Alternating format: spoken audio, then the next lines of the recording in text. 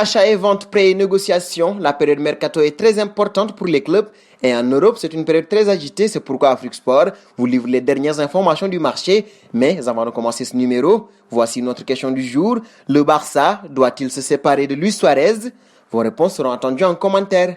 Et nous débutons ce journal en France avec l'OL où plusieurs joueurs arrivent en fin de contrat en 2021. Parmi eux, Raphaël et Marcelo. Si le défenseur central est titulaire avec l'Olympique Lyonnais, le latéral droit est remplaçant et n'a pas disputé la moindre minute du final 8. Il paraît comme le troisième choix dans la hiérarchie derrière Léo Dubois et Kenny Tete. D'après le journal Fanatique, les deux Brésiliens seraient dans le viseur de Besiktas. Les dirigeants turcs auraient échangé avec le défenseur droit qui souhaiterait partir. Cependant, son salaire serait trop élevé pour les Aigles Noirs. Le troisième du dernier Super League aimerait également rapatrier Marcelo. Le numéro 6 a porté les couleurs des Noirs et Blancs avant de rejoindre l'OL en 2017. Nous resterons chez les Lyonnais. Étincelant lors des phases finales de la Ligue des Champions, Maxwell Cornet aurait tapé dans l'œil de Marcelo Bielsa. Sans Coupe d'Europe la saison prochaine, Lyon pourrait le céder en cas de belle offre. L'ancien attaquant reconverti latéral gauche est sous contrat jusqu'au mois de juin 2023 avec Lyon. De ce fait, son président, Jean-Michel Aulas, ne devrait pas le céder aussi facilement, mais au vu des finances assez importantes des clubs anglais et l'absence de Coupe d'Europe la saison prochaine pour les Gones, cela pourrait être déterminant dans les éventuelles négociations. L'Ivoirien connaîtrait en cas de départ sa troisième formation après avoir débuté au FC Metz et enchaîné avec l'Olympique Lyonnais depuis janvier 2015. Nous passons au Portugal désormais avec Benfica où l'arrivée d'Edinson Cavani n'est pas encore bouclé. Vendredi, Sky Italia était optimiste concernant l'issue de ce dossier, évoquant un contrat à 10 millions d'euros annuels pour l'attaquant uruguayen. Tout semblait indiquer que l'ancien Parisien allait s'engager avec les Aigles, mais le média portugais Record donne une autre version et annonce que le club lisboète a décidé de mettre fin aux négociations en raison des exigences salariales trop élevées d'El Matador. Véritable fin du dossier ou coup de bluff? C'est une affaire à suivre.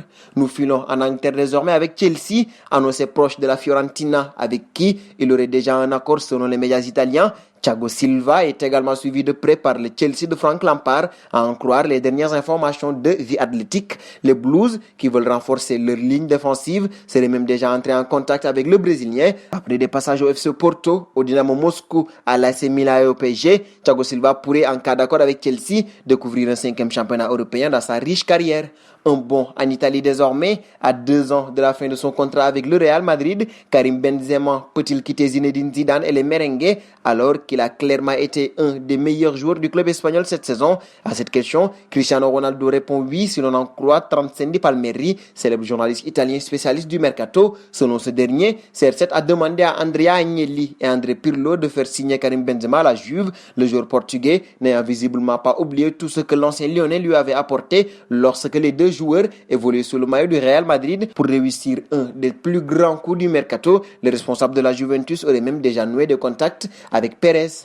Un bond auprès du Barça désormais. Ici, on pense à Lautaro Martinez. D'après les informations du quotidien madrilène Marca, le club catalan a relancé les discussions avec la formation italienne pour un transfert de l'international argentin sur ce mercato d'été, alors que la clause libératoire fixée à 111 millions d'euros de Martinez a expiré. Le Barça espère faire baisser la note en intégrant plusieurs joueurs à cette transaction. Dans l'éventualité d'un échec sur ce dossier, le vice-champion d'Espagne pourrait bien activer la piste menant à la star de l'Olympique Lyonnais, Memphis Depay.